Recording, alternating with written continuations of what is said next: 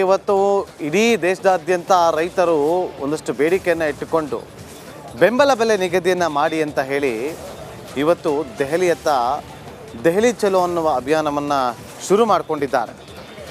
ನೇರವಾಗಿ ದೆಹಲಿಯತ್ತ ಪ್ರಯಾಣವನ್ನು ಬೆಳೆಸಿದ್ದಾರೆ. ಆದರೆ ಗಡಿ ಭಾಗದಲ್ಲಿ ಸಾಕಷ್ಟು ಕಟ್ಟೆಚ್ಚರವನ್ನು ಕೂಡ ವಹಿಸಲಾಗಿದೆ. ಇವತ್ತು ಹೆಚ್ಚಿನ ಸಂಖ್ಯೆಯಲ್ಲಿ ಕಿಸಾನ್ ಯುವ ಮೋರ್ಚಾ ಆಗಿರ್ಬೋದು, ಹೀಗೆ ಬೇರೆ ಬೇರೆ ರೈತ ಸಂಘಟನೆಗಳು ಇವತ್ತು ದೆಹಲಿ ಚಲೋ ಅಭಿಯಾನವನ್ನು ಶುರು ಮಾಡಿಕೊಂಡಿದೆ. ಸಾಕಷ್ಟು ಬಂದೋಬಸ್ತನ್ನು ಕೂಡ ಮಾಡಿಕೊಂಡಿರುವಂಥದ್ದು. ಆದರೆ ರೈತರನ್ನು ತಡೆ ಹಿಡಿಯೋದಕ್ಕೆ ಅಂತೇಳಿ, ಗಡಿ ಭಾಗದಲ್ಲಿ ತಡೆ ಹಿಡಿಯೋದಕ್ಕೆ ಅಂತ ಹೇಳಿ ಸಾಕಷ್ಟು ಮುಂಜಾಗ್ರತಾ ಕ್ರಮಗಳನ್ನು ಕೂಡ ತೆಗೆದುಕೊಳ್ಳಲಾಗಿದೆ. ಈ ಹೋರಾಟ 3 ವರ್ಷಗಳ ಹಿಂದೆ ಬಹಳ ದೊಡ್ಡ ಮಟ್ಟದಲ್ಲಿ ನಡೆದಿತ್ತು. ತಿಂಗಳಾನುಗಟ್ಟಲೆ ಪ್ರತಿಭಟನೆ ನಡೆದಿತ್ತು. ಅದು ಗಡಿ ಭಾಗದಲ್ಲಿ 3 ಕಾಯ್ದೆ ವಿಚಾರವಾಗಿ ಆ ಪ್ರತಿಭಟನೆ ನಡೆದಿತ್ತು. ಈಗ ಮತ್ತೊಮ್ಮೆ ರೈತರು ಪ್ರತಿಭಟನೆಗೆ ಮುಂದಾಗ್ತಾ ಇರುವಂಥದ್ದು. ಪ್ರಮುಖವಾದಂಥ ವಿಚಾರ ಅಂತಂದರೆ, ಕರ್ನಾಟಕದ ರೈತರು ಈ ಪ್ರತಿಭಟನೆಯಲ್ಲಿ ಭಾಗಿಯಾಗೋದಕ್ಕೆ ತೆರಳುತ್ತಿದ್ದಾರೆ. ಹೀಗೆ ತೆರಳುವಂಥ ಸಂದರ್ಭದಲ್ಲಿ ನಿನ್ನೆ ಮಧ್ಯಪ್ರದೇಶದಲ್ಲಿ ಅವರನ್ನು ಅರೆಸ್ಟ್ ಮಾಡಲಾಗುತ್ತೆ, ವಶಕ್ಕೆ ಪಡೆದುಕೊಳ್ತಾರೆ. ದೆಹಲಿ ಚಲೋಗೆ ಹೊರಟಿದ್ದಂಥ ರೈತರಿಗೆ ಇಂದೋರ್ನಲ್ಲಿ ತಡೆ ಹಿಡಿಯಲಾಗುತ್ತೆ. ರೈತರ ಪ್ರತಿಭಟನೆಯಲ್ಲಿ ಭಾಗಿಯಾಗೋದಕ್ಕೆ ಅಂತೇಳಿ ಹೊರಟಿದ್ರು. ಕುರುಬೂರು ಶಾಂತಕುಮಾರ್ ಅವರ ನೇತೃತ್ವದಲ್ಲಿ ಪ್ರಯಾಣವನ್ನು ಬೆಳೆಸಿದ್ರು. ಆದರೆ ಇಂದೋರ್ ಬಳಿ ಅವರನ್ನು ತಡೆದು ವಶಕ್ಕೆ ಪಡೆದುಕೊಳ್ಳಲಾಗಿದೆ. ನೋಡಿ, ಇದೇ ವಿಚಾರಕ್ಕೆ ನಿನ್ನೆ CM ಸಿದ್ದರಾಮಯ್ಯವರು ಕೂಡ ಮಧ್ಯಪ್ರದೇಶ ಸರ್ಕಾರಕ್ಕೆ ರೈತರ ಬಿಡುಗಡೆಗೆ ಆಗ್ರಹಿಸಿದರು. ತಮ್ಮ ಅಧಿಕೃತ ಟ್ವಿಟರ್ ಖಾತೆಯಲ್ಲಿ ಅದನ್ನು ಅಪ್ಡೇಟ್ ಮಾಡಿ ಇದಾಗಬಾರದು ಅಂತ ಹೇಳಿ ಟೀಕಿಸಿದರು. BJP ಸರ್ಕಾರದ ವಿರುದ್ಧ ಟೀಕೆ ಕೂಡ ಮಾಡಿದರು. ಮಧ್ಯಪ್ರದೇಶದ ಸರ್ಕಾರದ ವಿರುದ್ಧ, ಜೊತೆಗೆ ಕೇಂದ್ರ ಸರ್ಕಾರದ ವಿರುದ್ಧವೂ ಕೂಡ ಟೀಕೆಯನ್ನು ಮಾಡಿದರು. ರೈತರ ಹೋರಾಟವನ್ನು ಹತ್ತಿಕ್ಕೋದಕ್ಕೆ ಸಾಧ್ಯವಿಲ್ಲ ಅಂತ ಹೇಳಿ ಆಕ್ರೋಶವನ್ನು ಕೂಡ ವ್ಯಕ್ತಪಡಿಸಿದರು.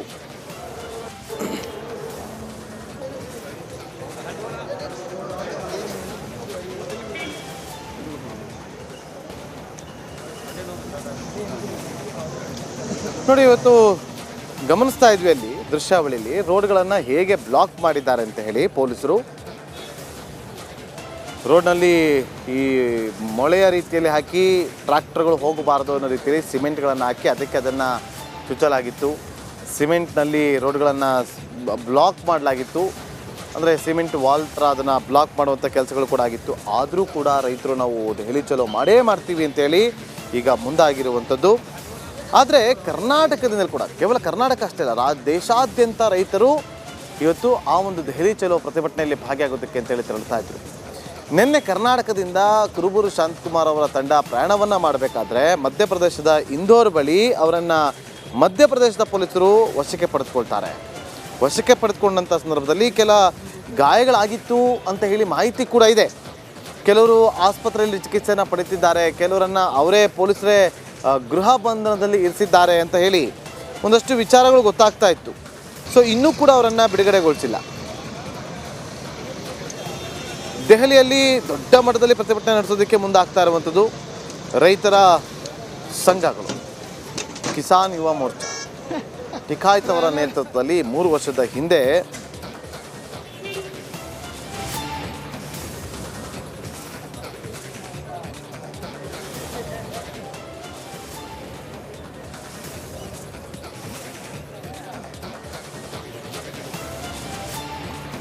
ಈಗ ಇದೇ ವಿಚಾರಕ್ಕೆ ಸಂಬಂಧಪಟ್ಟಂತೆ ರೈತ ಮುಖಂಡರು ನಮ್ಮೊಂದಿಗೆ ಸಂಪರ್ಕದಲ್ಲಿದ್ದಾರೆ.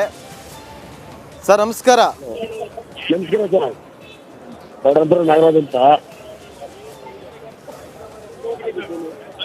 ನಾಗೇಂದ್ರ ಅವರೇ, ನೋಡಿ, ಇವತ್ತು ಕರ್ನಾಟಕದಿಂದ ಕುರುಬೂರು ಶಾಂತಕುಮಾರ್ ಅವರ ನೇತೃತ್ವದಲ್ಲಿ ಹೋಗ್ತಾ ಇದ್ದಂಥ ತಂಡವನ್ನ ಮಧ್ಯಪ್ರದೇಶದಲ್ಲಿ ಅವರನ್ನ ತಡೆ ಹಿಡಿಯುವಂತ ಕೆಲಸವನ್ನ ಮಾಡಲಾಗತ್ತೆ. ಏನ್ ಹೇಳ್ತೀರಿ ಇದಕ್ಕೆ? ನಾನು ಇದ್ದೆ ಅದರಲ್ಲಿ. ಮೊನ್ನೆ ನೈಟ್ ರಾತ್ರಿ ಅಂದರೆ ಬೆಳಗಿನ ಜಾವ 2 ಗಂಟೆ ರಾತ್ರಿಯಲ್ಲಿ ನಾವು ರೈಲಲ್ಲಿ ಇರ್ಬೇಕಾದ್ರೆ, ನಿದ್ರಾವಸ್ಥೆಯಲ್ಲಿ ಇರ್ಬೇಕಾದ್ರೆ ಮಹಿಳೆಯರು ಮತ್ತು ಜೆಂಟ್ಸು, ಮಹಿಳೆಯರು ಒಂದು 30 ಜನ ಇದ್ರು, ಜೆಂಟ್ಸು ಒಂದು 40 ಜನ ಇದ್ರು, ಒಂದು ಒಟ್ಟು 70 ಜನ ಇದ್ವಿ ಆ ಟ್ರೈನಲ್ಲಿ. ಇನ್ನೂ ಬೇರೆ ಬೇರೆ ಟ್ರೈನಲ್ಲಿ ಒಂದು 500 ಹೆಚ್ಚು ಜನ ರೈತರಿದ್ರು. ಅವ್ರು ಬೇರೆ ಬೇರೆ ಕಡೆ ಸ್ಪ್ಲಿಟ್ ಮಾಡಿದ್ದಾರೆ. ನಾವು ಇದ್ದಂಥ ರೈಲಲ್ಲಿ 2 ಗಂಟೆ ರಾತ್ರಿಯಲ್ಲಿ ಪೊಲೀಸ್ನವರ ಗೂಂಡಾವರ್ತನೆಯಿಂದ ಬಂದು ಏನು ರೌಡಿಗಳ ರೀತಿ ನಡ್ಕೊಂಡು ಎಲ್ಲರನ್ನೂ ಎಳೆದಾಕಬೇಕಾದ್ರೆ ನಮ್ಮ ರಾಜ್ಯಾಧ್ಯಕ್ಷರಾದಂಥ ಕೃಪಿ ಶಾಂತಕುಮಾರ್ ಅವರ ಪತ್ನಿ ಕೂಡ ಇತ್ತು ಅಲ್ಲಿ. ಅವ್ರಿಗೆ ತಲೆಗೂ ಕೂಡ ಪೆಟ್ಟಾಗಿದೆ. ಮತ್ತೆ ಕೆಲವರಿಗೆ ಒಬ್ಬರಿಗೆ ಮಹಿಳೆಯರಿಗೆ ಕಿವಿ ಒಲೆ ಹೋಗಿದೆ. ಮತ್ತೆ ಒಬ್ಬರದ್ದು ಮೊಬೈಲ್ ಕಳ್ಕೊಂಡಿದ್ದಾರೆ. ಈ ರೀತಿ ಎಲ್ಲ ಗೂಂಡಾವರ್ತನೆ ಮಾಡಿ ಪೊಲೀಸರು ಬರ್ಪದ ಮೂಲಕ ಮತ್ತೆ ಮಹಿಳೆಯರಿಗೆ ಅರೆಸ್ಟ್ ಮಾಡ್ಬೇಕಾದ್ರೆ ಮಹಿಳಾ ಪೊಲೀಸ್ ಇರಬೇಕು. ಅವರು ಇಲ್ಲಂತೆ ಈ ರೀತಿ ದಾರಿ ದಬ್ಬಾಳಿಕೆ ಮಾಡಿ ನಮ್ಮನ್ನ ಬಂಧನ ಮಾಡಿ ಕರ್ಕೊಂಡು ಹೋಗಿದ್ರೆ ನಾವು ವಿರೋಧ ಮಾಡೋದಕ್ಕೆ ಇವ್ರು ಕರ್ಕೊಂಡೋಗಿ ಯಾವುದೋ ಒಂದು ಮೂಲೆಯಲ್ಲಿ ಒಂದು ಚಿಕ್ಕ ಚೌಟ್ರಿಗೆ ನಮ್ಮನ್ನ ಕೂಡಾಕ್ತಾರೆ. ಆ ಚೌಟ್ರಿಯಲ್ಲಿ ಕೂಡಾಕಿದ ನಂತರ ನಾವು ಎಲ್ಲ ವಿರೋಧ ವ್ಯಕ್ತಪಡಿಸ್ತೀವಿ. ಆ ಮೇಲೆ ಮೂರನೇ ಅಪ್ಪಿಯರ್ ಮೇಲೆ ಹೋಗಿ ತಗೊಂಡೋಗಿ ಕೂಡಾಕ್ತಾರೆ ನಮ್ಮನ್ನ ಅಂತ ಪರಿಸ್ಥಿತಿ ತಂದಿದ್ದಾರೆ. ಅವ್ರನ್ನ ಹಾಸ್ಪಿಟ್ಲ್ ಅಡ್ಮಿಟ್ ಆಗಬೇಕು ಅಂತ ನಾವು ವಾದ ಮಾಡ್ತಾ ಇದ್ರೆ ಅವ್ರು ಇಂಜುರಿ ಆಗಿದೆ. ಅವ್ರಿಗೆ ಬೇಸ್ಗೆ ಬರೀ ಒಂದೇ ಒಂದು ಇಂಜೆಕ್ಷನ್ ಕೊಡಿಸಿ ಒಂದೇ ಒಂದು ಮಾತ್ರೆ ಕೊಡಿಸಿ ಇವರು ಇಮ್ಮಿಡಿಯೇಟ್ಲಿ ಕರ್ಕೊಂಡು ಬರ್ತಾರೆ ಪೊಲೀಸ್ ತರ್ಪದ ಮೂಲಕ. ಅವರು ಕೂಡ ಅಡ್ಮಿಟ್ ಆಗಿ ಬಿಡಲ್ಲ. ಈಗಲೂ ಕೂಡ ನಾವು ಡೆಲ್ಲಿಗೆ ಹೋಗ್ತೀವಿ ಅಂತ ಇವತ್ತು ರಾತ್ರಿಯಿಂದೆಲ್ಲ ನಾವು ಅವ್ರ ವಿರುದ್ಧ ವಾಗ್ವಾದ ಮಾಡಿದಾಗ ಅವ್ರು ಹೇಳ್ತಾರೆ ವಾಪಸ್ ನಿಮ್ಮ ಕರ್ನಾಟಕ ಕರ್ಕೊಂಡ್ಬಿಡ್ತೀವಿ ನಾವೇ ಟ್ರೈನ್ ಟಿಕೆಟ್ ಬುಕ್ ಮಾಡ್ತೀವಿ, ನಾವೇ ಕರ್ಕೊಂಡು ಹೋಗಿ ನಿಮ್ಮನ್ನ ಕರ್ನಾಟಕ ಬಿಡ್ತೀವಿ ಅಂತ ಹೇಳ್ತಾರೆ. ಆದ್ರೆ ಎಲ್ಲ ಈ ಕಡೆ ಬರೋದು ಅವರೇ ಕಡಿಪುರ ಅವಾಗ ಅವರೇ ಹೇಳ್ತಾರೆ. ಈಗಲೂ ಕೂಡ ಒಂದು ಗಾಡಿಯಲ್ಲಿ ಕುರಿ ತುಂಬಿದ್ದಾರೆ. ಒಂದೇ ಬಸ್ ಈಗಲೂ ಕೂಡ ಉಜ್ಜಯಿನಿ ನಮ್ಮ ತಡೆದಿದ್ದಾರೆ. ಒಂದೇ ಬಸ್ಸಲ್ಲಿ ಎಲ್ಲ ತುಂಬ್ತಾ ಇದ್ದಾರೆ. ಅಂದ್ರೆ ಎಂತ ಕೆಟ್ಟ ಸ್ಥಿತಿಗೆ ಹೋಗಿದೆ ಈ ಮಧ್ಯಪ್ರದೇಶ ಸರ್ಕಾರ ಮತ್ತೆ ಕೇಂದ್ರ ಸರ್ಕಾರ ಅನ್ನೋದು ನಾವು ವಿರೋಧ ಮಾಡಬೇಕಾಗುತ್ತೆ. ಇದನ್ನ ವಿರೋಧಿಸಿ ನಿನ್ನೆ ಕೂಡ ನಮ್ಮ ರಾಜ್ಯದಲ್ಲೂ ಕೂಡ ಸುಮಾರು 20 ಜಿಲ್ಲೆಯಲ್ಲಿ ರಸ್ತೆ ಮಾಡಿದ್ದಾರೆ. ನಮ್ಮ ಬಂಧನ ಖಂಡಿಸಿ ಈ ಒಂದು ನಮ್ಮ ರೈತರ ಹೋರಾಟ ಏನು ಅನ್ನೋದು ಕೇಂದ್ರ ಸರ್ಕಾರ ಅರ್ಥ ಮಾಡ್ಕೋಬೇಕು. ಯಾವುದೇ ಕಾರಣಕ್ಕೂ ನಾವು ಎದುರಿಸುವಂತದ್ದಿಲ್ಲ. ಈ ಹೋರಾಟದಿಂದ ಹಿಂದೆ ಹೋಗುವಂತ ಪ್ರಶ್ನೆ ಇಲ್ಲ. ನಾನ್ ಪೊಲಿಟಿಕಲ್ ಸಂಯುಕ್ತ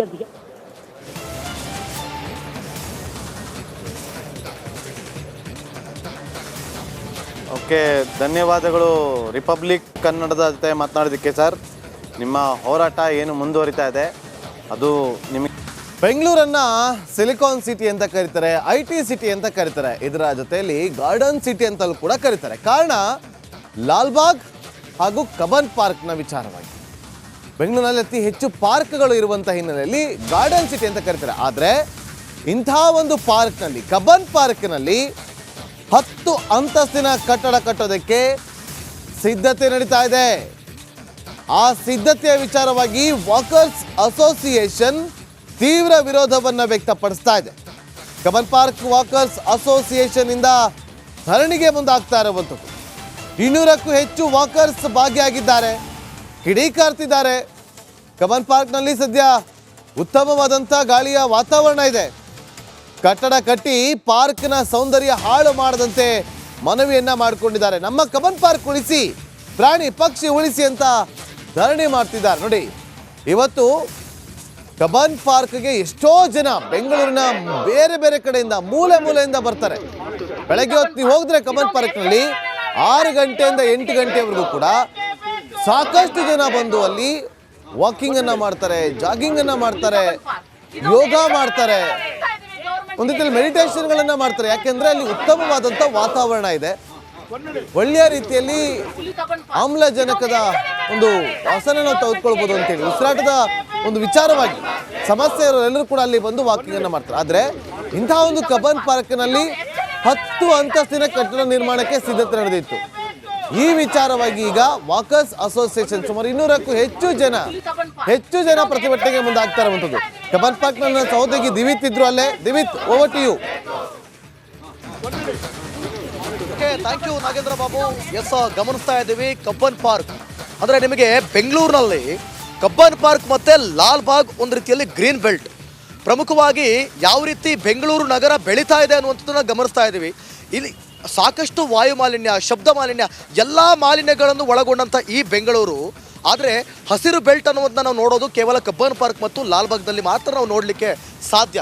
ನಿಮಗೆ ಫಾರ್ ಎಕ್ಸಾಂಪಲ್ ಮೈಸೂರು ಅಂತ ತೆಗೆದುಕೊಂಡಾಗ ಮೈಸೂರಲ್ಲಿ ನೋಡಿ ನಿಮಗೆ ಹೋಗ್ತಾ ಸುತ್ತಮುತ್ತ ರೋಡ್ಗಳಲ್ಲಿ, ರಸ್ತೆಗಳಲ್ಲಿ ಒಂದು ರೀತಿಯ ಎಲ್ಲ ಕಡೆ ಮರಗಿಡಗಳನ್ನ ನಾವು ನೋಡ್ತಾ ಇರ್ಬೋದು. ಸೊ ಪ್ರಮುಖವಾಗಿ ಇವತ್ತು ಪರಿಸರ ಪ್ರೇಮಿಗಳು ಕಬ್ಬನ್ ಪಾರ್ಕ್ಗೆ ಬಂದು ಯಾವಾಗಲೂ ಕೂಡ ಇದನ್ನು ಖಂಡಿಸ್ತಾ ಇದ್ದಾರೆ. ಅಂದರೆ ಈಗ ನೋಡಿ, ಫಾರ್ ಎಕ್ಸಾಂಪಲ್ ನಿಮಗೆ ಯಾರೋ ಒಬ್ಬರಿಗೆ ಅವಕಾಶವನ್ನು ಕೊಟ್ಟರು 10 ಮಹಡಿ ಕಟ್ಟೋದಕ್ಕೆ, ಬಿಲ್ಡಿಂಗನ್ನು ಕಟ್ಟೋದಕ್ಕೆ ಅವಕಾಶವನ್ನು ಕೊಟ್ಟರು. ಆ ಥರ ಕೊಟ್ಟ ಮೇಲೆ ಏನಾಗುತ್ತೆ ಅಂತಂದರೆ ಇನ್ನೊಬ್ರು ಬರ್ತಾರೆ, ಇನ್ನೊಬ್ರು ಬಂದು ನಾವು ಕಟ್ತೀವಿ ಅಂತಾರೆ. ಒಂದು ರೀತಿಯಲ್ಲಿ ಕಬ್ಬನ್ ಪಾರ್ಕ್ ಏನಾಗುತ್ತೆ ಅಂದರೆ 210 ಎಕರೆ ಇರೋ ಕಬ್ಬನ್ ಪಾರ್ಕ್ ಈಗಾಗಲೇ 180 ಎಕರೆಗೆ ಬಂದಿದೆ. ಆಮೇಲೆ 150 ಆಗುತ್ತೆ, 100 ಆಗುತ್ತೆ, ಕೊನೆಗೆ ನಾವು ಅದನ್ನು ಕೇವಲ ಯಾವುದೋ ಒಂದು ಮ್ಯಾಪ್ನಲ್ಲೋ ಅಥವಾ ಇತಿಹಾಸವಾಗಿ ಉಳ್ಕೊಂಡ್ಬಿಡುತ್ತೆ. ಇಂಥದ್ದೊಂದು ಪಾರ್ಕ್ ಇತ್ತು, ಇಂಥದ್ದೊಂದು ಹಸಿರನ್ನು ನಾವು ನೋಡ್ತಾ ಇದ್ವಿ, ಉಸಿರಾಡ್ತಿದ್ವಿ ಅಂತ. ಉಸಿರು ಇಲ್ಲ, ಹಸಿರು ಇಲ್ಲ ಅನ್ನುವಂಥ ಪರಿಸ್ಥಿತಿ ನಿರ್ಮಾಣ ಆಗುತ್ತೆ.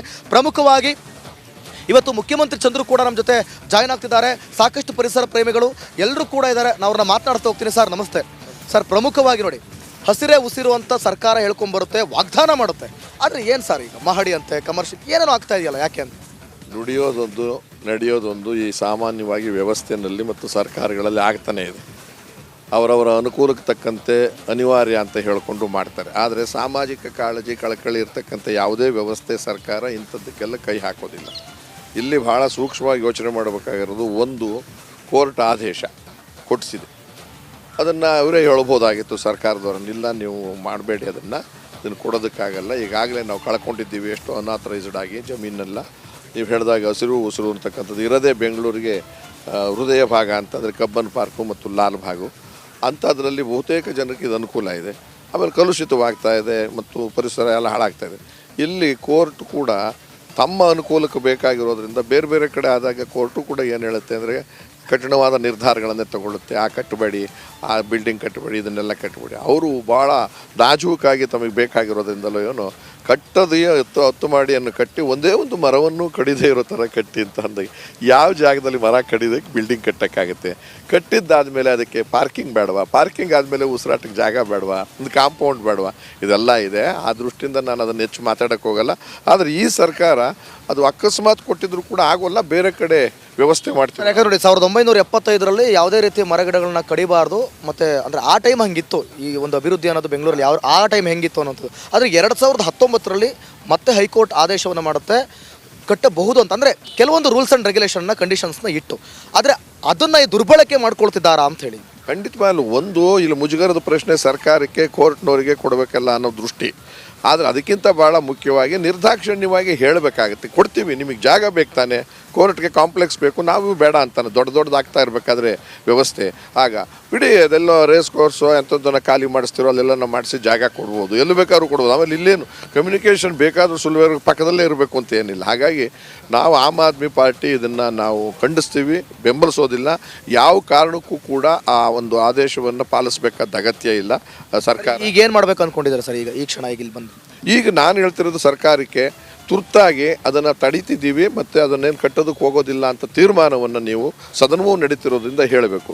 ಇಲ್ಲದೆ ಹೋದರೆ ಜನಾಂದೋಲನ ಅನಿವಾರ್ಯವಾಗುತ್ತೆ ಮತ್ತು ಜನ ಕಟ್ಟುವಾಗ ಇನ್ನೂ ದೊಡ್ಡ ಗಲಾಟೆ ಆಗ್ತಕ್ಕಂಥದ್ದು ಅನಿವಾರ್ಯವಾಗುತ್ತೆ. ಅದಕ್ಕೆ ನಾವು ಬೆಂಬಲಿಸ್ತೀವಿ. ನಾವು ಆಮ್ ಆದ್ಮಿ ಪಾರ್ಟಿ ಸಂಪೂರ್ಣವಾಗಿ ಬೆಂಬಲಿಸ್ತೀವಿ. ಓಕೆ, ಎಸ್, ಇವಿಷ್ಟು ಮುಖ್ಯಮಂತ್ರಿ ಚಂದ್ರು ಅವರ ಮಾತುಗಳು. ನಾಗೇಂದ್ರ ಬಾಬು, ಪ್ರಮುಖವಾಗಿ ನೀವು ಗಮನಿಸ್ತಾ ಇದ್ದಾರೆ ನೋಡಿ, ಒಂದು ಕಟ್ಟಡವನ್ನು ಕಟ್ಟುವಂಥ ಸಂದರ್ಭದಲ್ಲಿ ಅಲ್ಲಿ ಪಾರ್ಕಿಂಗ್ ವ್ಯವಸ್ಥೆಗಳಾಗಬೇಕು, ಸುತ್ತಮುತ್ತ ಅಂದರೆ ಎಷ್ಟು ಜಾಗವನ್ನು ಒಂದು ಆಕ್ರಮಿಸಿಕೊಳ್ಳುತ್ತೆ ಒಂದು ಆ 10 ಮಹಡಿಯ ಅಂತಸ್ತನ್ನು ಕಟ್ಟುವಂಥ ಸಂದರ್ಭದಲ್ಲಿ. ಸೊ ಹೀಗಾಗಿ ಸರ್ಕಾರ ಎಚ್ಚೆತ್ತುಕೊಳ್ಳುತ್ತಾ, ತೋಟಗಾರಿಕೆ ಇಲಾಖೆ ಇದಕ್ಕೆ ಒಂದು ಬ್ರೇಕ್ ಹಾಕುತ್ತಾ ಕಾದು ನೋಡಬೇಕಾಗುತ್ತೆ. ನಾಗೇಂದ್ರ ಬಾಬು, ದಿವಿತ್ ನೋಡಿ, ಪ್ರಮುಖವಾಗಿ ಕಬ್ಬನ್ ಪಾರ್ಕ್ನಲ್ಲಿ ಕಟ್ಟಡ ಕಟ್ಟೋದಕ್ಕೆ ಆ ವಿಚಾರವಾಗಿ ಕೋರ್ಟ್ ಮೆಟ್ಟಿಲೇರುತ್ತೆ.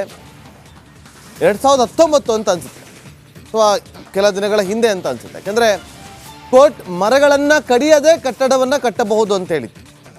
ಸೊ ಈಗ ಕಾನೂನನ್ನು ಪಾಲನೆ ಮಾಡಲೇಬೇಕಾಗುತ್ತೆ ಒಂದು ಕಡೆ. ಮತ್ತೊಂದು ಕಡೆ ಈಗ ಬೆಂಗಳೂರಿನಲ್ಲಿ ಪೊಲ್ಯೂಷನ್ ಕಂಟ್ರೋಲ್ ಆಗಲೇಬೇಕಾಗಿದೆ. ದಿನದಿಂದ ದಿನಕ್ಕೆ ವಾಯು ಮಾಲಿನ್ಯ ಸಾಕಷ್ಟು ವಿಪರೀತಕ್ಕೆ ಹೋಗ್ತಾ ಇದೆ.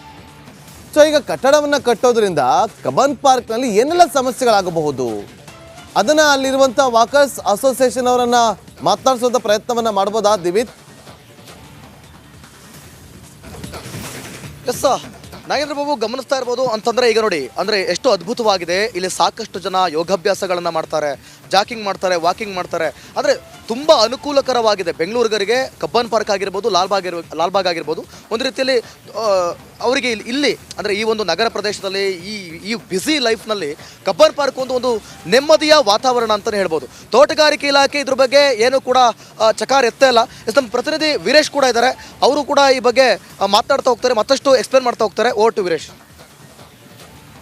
ಎಸ್ ನಾಗೇಂದ್ರ ಬಾಬು, ಅಂದರೆ 1863ರಲ್ಲಿ ಕಬ್ಬನ್ ಪಾರ್ಕನ್ನು ಬ್ರಿಟಿಷ್ ಅಂದರೆ ಲಾರ್ಡ್ ಕಬ್ಬನ್ ಅವರು ಈ ಒಂದು ಪಾರ್ಕನ್ನು ನಿರ್ಮಾಣ ಮಾಡ್ತಾರೆ. ಅಲ್ಲಿ 300 ಎಕರೆಯಷ್ಟು ಈ ಒಂದು ಕಬ್ಬನ್ ಪಾರ್ಕು ನಿರ್ಮಾಣವಾಗಿರುತ್ತೆ. ಬಟ್ ಇದೀಗ 180 ಎಕರೆಯಷ್ಟು ಬಂದಿದೆ. ಯಾಕಂದರೆ ಎಲ್ಲ ಒತ್ತುವರಿ ಆಗ್ತಿದೆ, ರೋಡ್ ಅಗಲೀಕರಣ ಆಗಿದೆ, ಒಳಗಡೆ ಕಟ್ಟಡಗಳಿಗೆ ಸಹ ನಿರ್ಮಾಣವಾಗಿದೆ. ಹೀಗಾಗಿ ಮತ್ತೊಂದು ಕಡೆ 10 ಅಂತಸ್ತಿನ ಕಟ್ಟಡ ನಿರ್ಮಾಣವಾದರೆ ಮತ್ತೊಂದು ಕಡೆ ಕಬ್ಬನ್ ಪಾರ್ಕಿಗೆ ಡ್ಯಾಮೇಜ್ ಆಗುತ್ತೆ. ಸುಮಾರು ಗಿಡ ಮರಗಳು ನಶಿಸಿ ಹೋಗುತ್ತೆ. ಯಾಕಂದರೆ 6,000ಕ್ಕೂ ಹೆಚ್ಚು ಈ ಒಂದು ವಿವಿಧ ಜಾತಿಯ ಮರಗಳು ಈ ಒಂದು ಕಬ್ಬನ್ ಪಾರ್ಕಲ್ಲಿ ನಿರ್ಮಾಣವಾಗಿದೆ. ಯಾಕಂದರೆ ಒಂದು 10 ಅಂತಸ್ತಿನ ಕಟ್ಟಡ ಬೇಕಂದರೆ JCB ಬರುತ್ತೆ, ದೊಡ್ಡ ದೊಡ್ಡ ಲಾರಿಗಳು ಈ ಒಂದು ರಸ್ತೆಯಲ್ಲಿ ಹೋಗಬೇಕಾಗತ್ತೆ. ಹೀಗಾಗಿ ಗಿಡ ಮರಗಳಿಗೆ ತುಂಬ ತೊಂದರೆ ಆಗುವ ಇರೋದ್ರಿಂದ ಇಲ್ಲಿನ ವಾಕರ್ ಅಸೋಸಿಯೇಷನ್ ಮತ್ತು ವಿವಿಧ ಪರ ಸಂಘಟನೆಗಳು ಮತ್ತು ರಾಜಕೀಯ ಪಕ್ಷಗಳು ಒಂದು ಕಡೆ ಆಕ್ರೋಶ ಹೊರಹಾಕ್ತಿದ್ದಾರೆ. ನಾನು ಮುಖ್ಯಮಂತ್ರಿ ಚಂದ್ರವನ್ನ ಮಾತಾಡಿಸಿ ಕೆಲಸ ಮಾಡ್ತೀನಿ. ಸರ್, ಸರ್ಕಾರಕ್ಕೆ ಈ ಒಂದು ಕಡೆ ಒತ್ತಾಯ ಮಾಡ್ತಾರೆ ಸರ್ ಈ ಒಂದು ವಿಚಾರವಾಗಿ ಅಂತ.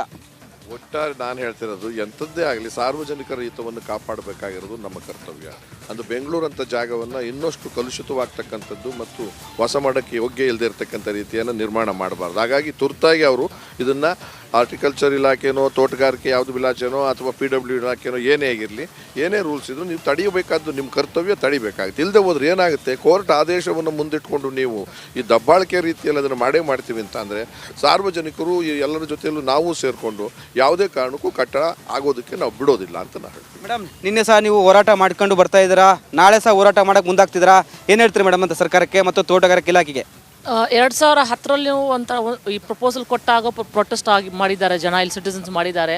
2019 ಮಾಡಿದ್ದಾರೆ, ತಿರ್ಗಾ ಈ ಪ್ರಪೋಸಲ್ ಕೊಟ್ಟಿದ್ದಾರೆ. ಪದೇ ಈ ಪ್ರಪೋಸಲ್ ಇವ್ರು ತಗೊಂಡು ಬರೋದು ಒಂದು 5 ವರ್ಷಕ್ಕೊಂದ್ಸಾರಿ 10 ವರ್ಷಕ್ಕೊಂದ್ಸಾರಿ. ಸೊ ಅದಕ್ಕೆ ಆಮ್ ಆದ್ಮಿ ಪಕ್ಷದಿಂದ ಇದು ಒಂದೇ ಸರಿ ತೀರ್ಮಾನವಾಗಿ ಇದಕ್ಕೆ ಒಂದು ಫುಲ್ ಸ್ಟಾಪ್ ಇಕ್ಕಬೇಕು. ಅದಕ್ಕೆ ನಾವು ಈ ಕಡೆ ಇವತ್ತು ನಮ್ಮ ಪಕ್ಷದ ಕಡೆಯಿಂದ ಬಂದಿದ್ದೀವಿ. 2010ರಿಂದ ಈ ಒಂದು ಕಟ್ಟಲು ಮುಂದಾಗ್ತಿದೆ ಸರ್ಕಾರ. ಒಂದು ಕಡೆ ಕಟ್ಟಲ್ಲ ಅಂತಿದೆ, ಮತ್ತೆ ಕಟ್ಟಡಕ್ಕೆ ಮುಂದಾಗ್ತಿದೆ, ಒಂದು ಕಡೆ ಹೈಕೋರ್ಟ್ ಆದೇಶ ನೀಡಿದೆ. ನೀವೇನಾದರೂ ಈ ಒಂದು ವಿಷಯಕ್ಕೆ ಸುಪ್ರೀಂ ಕೋರ್ಟ್ಗೆ ಹೋಗ್ತೀರಾ ಅಂತ? ಇದು ಹೈಕೋರ್ಟ್ ಇದು ಆ್ಯಕ್ಷನ್ ತಗೊಂಡಿಲ್ಲ ಅಂದರೆ ಖಂಡಿತ ಸಿಟಿಸನ್ಸ್ ಆಗಲಿ ಆಮ್ ಆದ್ಮಿ ಪಕ್ಷದವರಾಗಲಿ ಖಂಡಿತ ಅಪ್ರೋಚ್ ಮಾಡ್ತೀವಿ. ಯಾಕಂದರೆ ಒಂದು ಮೊದಲನೇ ಪ್ರಪೋಸಲ್ ಅವ್ರು ಕೊಟ್ಟಿದ್ದು 2009ರಲ್ಲಿ 19ರಲ್ಲಿ 7 ಫ್ಲೋರ್ಸ್ ಕಟ್ಟಡ ಕಟ್ಟಕ್ಕೆ ಪರ್ಮಿಷನ್ ಕೇಳಿದ್ದವರು. ಇವಾಗ 10 ಫ್ಲೋರ್ ಕಟ್ಟಡ ಕಟ್ಟಕ್ಕೆ ಪರ್ಮಿಷನ್ ಕೇಳ್ತಿದ್ದಾರೆ. ಸರ್, ಮುಖ್ಯಮಂತ್ರಿ ಸರ್ ಹೇಳೋ ಥರ ಆ ಕಟ್ಟಡ ಕಟ್ಟಕ್ಕೆ ನೀವು ಎಷ್ಟು ಗಾಡಿಗಳು ಬರಬೇಕು ಒಳಗಡೆ, ಎಷ್ಟು ಗಿಡ ಮರಗಳು ನಾಶವಾಗುತ್ತೆ, ಕಬ್ಬನ್ ಪಾರ್ಕ್ ಇರಲ್ಲ. ಅದಕ್ಕೆ ನಾವು ಉಳಿಸ್ಕೋಬೇಕಂತ ನಾವು ಹೋರಾಟ ಖಂಡಿತ ಮಾಡ್ತೀವಿ. ಯಾಕೆಂದ್ರೆ ಮೇಡಮ್ 300 ಎಕರೆ ಇತ್ತಿಗೆ 180 ಎಕರೆ ಬಂದಿದೆ. ಸ್ಪೋರ್ಟ್ಸ್ ಹೆಸರಲ್ಲಿ ಎನ್ಕ್ರೋಚ್ಮೆಂಟ್ ಎಷ್ಟೊಂದು ನಡೆದಿದೆ. ಆಲ್ರೆಡಿ ಕಬ್ಬನ್ ಪಾರ್ಕ್ ಒಳಗಡೆ ಎನ್ಕ್ರೋಚ್ಮೆಂಟ್ಸ್ ಎಷ್ಟೊಂದು ನಡೆದಿದೆ. ನಾನು ನೆನ್ನೆ ಹೇಳಿದ ಥರ ಎಷ್ಟೋ ನಮ್ಮ ರಾಜಕಾಲುವೆಗಳು ಎನ್ಕ್ರೋಚ್ಮೆಂಟ್ ನಡೆದಿದೆ ಕರ್ನಾಟಕದಲ್ಲಿ, ಲೇಕ್ ಎನ್ಕ್ರೋಚ್ಮೆಂಟ್ ನಡೆದಿದೆ, ಪ್ಲೇ ಗ್ರೌಂಡ್ಸ್ ಎನ್ಕ್ರೋಚ್ಮೆಂಟ್ ನಡೆದಿದೆ. ಇವಾಗ ಕಬ್ಬನ್ ಪಾರ್ಕು ಬಿಡ್ತಾ ಇಲ್ಲ, ಪಾರ್ಕ್ಗಳು ಎನ್ಕ್ರೋಚ್ಮೆಂಟ್ ಮಾಡ್ತಿದ್ದಾರೆ. ಎಷ್ಟೋ ಸ್ಟ್ರೆಸ್ಫುಲ್ ಲೈಫ್ ನಾವೆಲ್ಲ ಇವಾಗ ಇರೋದು ಸ್ಟ್ರೆಸ್ಫುಲ್ ಲೈಫ್. ಕೋವಿಡ್ ಆದಮೇಲೆ ಜನ ಒಂದು ಪೀಸ್ಫುಲ್ಲಾಗಿ ಟೈಮ್ ಸ್ಪೆಂಡ್ ಮಾಡೋದು ಅವ್ರ ಫ್ಯಾಮಿಲಿ ಕರ್ಕೊಂಡು, ಚಿಕ್ಕ ಮಕ್ಕಳನ್ನ ಕರ್ಕೊಂಡು ಬಂದು ಈ ಥರ ಪಾರ್ಕ್ಗಳಲ್ಲಿ. ಸೊ ಇದು ನಾವು ಉಳಿಸ್ಕೋಬೇಕು, ಹಿಸ್ಟ್ರಿಯಾಗಿ ಆಗಬಾರ್ದು. ನಾಳೆ ನಾವು ತೋರಿಸ್ಬಾರ್ದು ಹಿಸ್ಟ್ರಿ ಇತ್ತು, ಕಬ್ಬನ್ ಪಾರ್ಕ್ ಥರ ಒಂದು ಜಾಗ ಇತ್ತು ಬೆಂಗಳೂರಲ್ಲಿ ಅಂತ ಹೇಳ್ಬಾರ್ದು. ಮೇಡಮ್, ಇನ್ನೊಂದು ಲಾಲ್ಬಾಗಿಗೆ ಎಷ್ಟು ಸೆಕ್ಯೂರಿಟಿ ಇದೆ, ಸುತ್ತ ಕಂಪೌಂಡ್ ಮಾಡಿದ್ದಾರೆ, ಗೇಟ್ ಮಾಡಿದ್ದಾರೆ, ಒಳಗಡೆ ಎಂಟ್ರಿ ಫೀಸ್ ಮಾಡಿದ್ದಾರೆ. ಬಟ್ ಕಬ್ಬನ್ ಪಾರ್ಕ್ ಯಾವುದೇ ರೀತಿ ಇಲ್ಲ, ಯಾರಾದರೂ ಬಂದು ಹೋಗ್ಬೋದು ಮತ್ತು ಏನಾದರೂ ಮಾಡ್ಬೋದು. ಯಾಕಂದರೆ ಇಲ್ಲಿಗೆಲ್ಲ ತುಂಬ ಆ್ಯಕ್ಟಿವಿಟೀಸ್ ನಡೆಯುತ್ತೆ ರಾತ್ರಿ ಆದರೆ. ಸೊ ಇದಕ್ಕೆ ಆ್ಯಕ್ಷನ್ ತಗೋಬೇಕು ಸರ್ಕಾರ. ಯಾವ ಥರ ಅವ್ರು ಲಾಲ್ಬಾಗ್ ಪ್ರೊಟೆಕ್ಟ್ ಮಾಡ್ತಿದ್ರು ಆ ಥರ ಕಬ್ಬನ್ ಪಾರ್ಕು ಪ್ರೊಟೆಕ್ಟ್ ಮಾಡಬೇಕು. ಯಾಕಂದರೆ ಟ್ರಾಫಿಕ್ ಬಿಡಬಾರ್ದು ಅಂತ ರಿಕ್ವೆಸ್ಟ್ ಮಾಡಿದ್ರು ವೀಕೆಂಡ್ಸಲ್ಲಿ ಮುಂಚೆ. ಇವಾಗ every second Saturday traffic allow ಮಾಡ್ತಿದ್ದಾರೆ ಒಳಗಡೆ. ಮಕ್ಕಳು ಓಡಾಡೋವಾಗ, ಆಟ ಆಡೋವಾಗ ಮಕ್ಕಳಿಗೆ ಪ್ರಾಬ್ಲಮ್ಸ್ ಆಗುತ್ತೆ ಇಲ್ಲಿ. ಸೊ ಇದು ಉಳಿಸ್ಕೋಬೇಕು ಸರ್ಕಾರ. ಯಾವ ಥರ ಕಬ್ಬನ್ ಪಾರ್ಕ್ ಪ್ರೊಟೆಕ್ಟ್ ಮಾಡ್ತಿದ್ದಾರೋ ಆ ಥರ ಎಕ್ಸ್ಟ್ರಾ ಕೇರ್ ತಗೊಂಡು ಕಬ್ಬನ್ ಪಾರ್ಕು ಪ್ರೊಟೆಕ್ಟ್ ಮಾಡಬೇಕಂತ ನಾವು ರಿಕ್ವೆಸ್ಟ್ ಮಾಡ್ತೀವಿ. ಸಿಂಗಲ್ ಬೆಂಚ್ ಆಗಿರೋದು ಇದು ಬಹುತೇಕ ನನಗೆ ತಿಳಿದ ಮಟ್ಟಿಗೆ, ನನ್ನ ಮಾಹಿತಿ ಇರೋ ಪ್ರಕಾರ. ಅಂದರೆ ಕೋರ್ಟಲ್ಲಿ ತೀರ್ಮಾನ ಆಗಿದೆ. ಅದು ಅವ್ರದ್ದು ತಪ್ಪಿಲ್ಲ, ಅವ್ರಿಗೇನೋ ಜಾಗ ಬೇಕು ಪಕ್ಕದಲ್ಲೇ ಇದೆ ಅನ್ನೋ ಕಾರಣ ಅದನ್ನು ಅವರು ಯೋಚನೆ ಮಾಡ್ಬೋದು. ಬೇರೆದಕ್ಕೆ ಕೊಡುವಾಗ ಬೇಡಿ ಇದನ್ನು ಮಾಡಿಕೊಡೋದು, ಮರ ಕಡಿಬಾರ್ದು, ಇದನ್ನು ಬಿಲ್ಡಿಂಗ್ ಕಟ್ಟಬಾರ್ದು, LH ಕಟ್ಟೋವಾಗ